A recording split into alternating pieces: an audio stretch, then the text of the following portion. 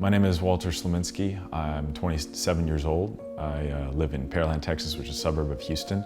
Growing up as a kid, I'd say it was a relatively normal dynamic. I wouldn't say anything was, out of the norm. But I'd say as I got a little older, noticed my parents' relationship started deteriorating after some time, and that certainly had a negative effect of me.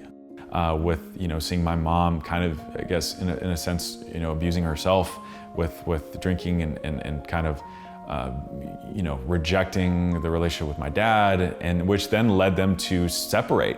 I didn't know how to process those emotions, or process those times of difficulty.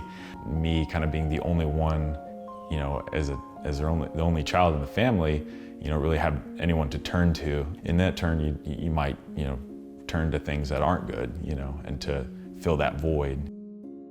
So first time encountering pornography at age 13, at times where I was alone, I'd be on my, dad's laptop and just look up things that were sexual in nature, women and, bikinis, things like that. As soon as I saw it, I would, close out, but, and you kind of are dealt with this shock that after seeing it momentarily.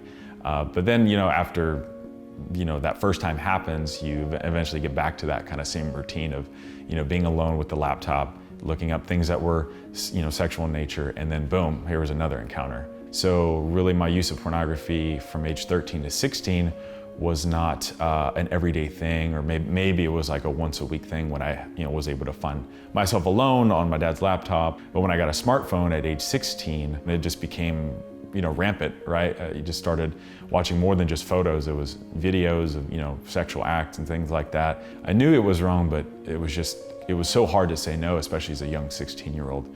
And going, through high school, it became a consistent thing, growing to, not just once a week, but 3 or 4 times a week. And what pornography did to me at a young age, it really formed my mentality to use others. It formed my mentality to be impulsive in my decisions. It formed my way of thinking throughout high school to use others. And I remember going through high school feeling really, really anxious, having a tremendous anxiety at times, not being able to understand why. I think there was quite a few times where my parents noticed that I was isolating myself from them, isolating myself from, I guess, some of my friends. My dad even thought I was depressed for a little while, and he had a good reason to think that way.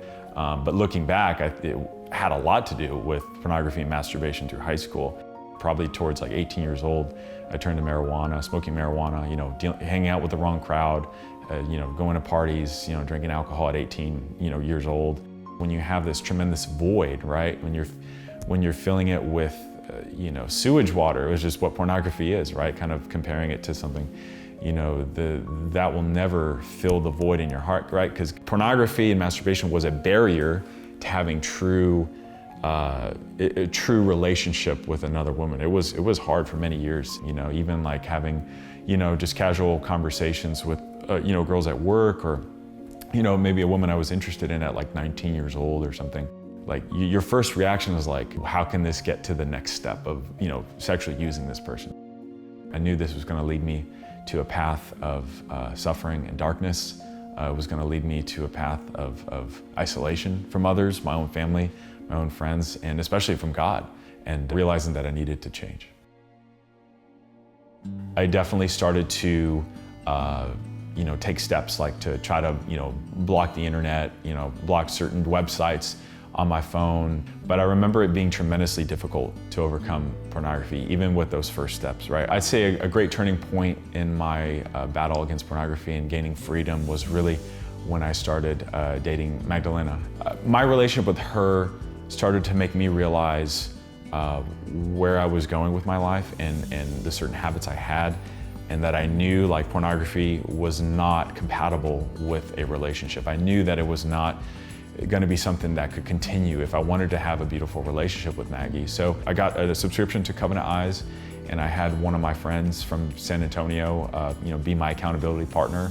And it was a great, a tool used tremendously, trying to make sure that I wasn't going to go back to those old habits. I would say I'm truly, truly free from pornography. I think I truly have had a full integration and understanding of God's plan for us.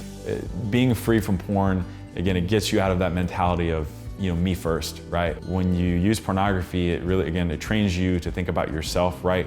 And you will have a very, very difficult time learning to love. And now I'm in this mentality of love and service to others, especially those, who I'm close to.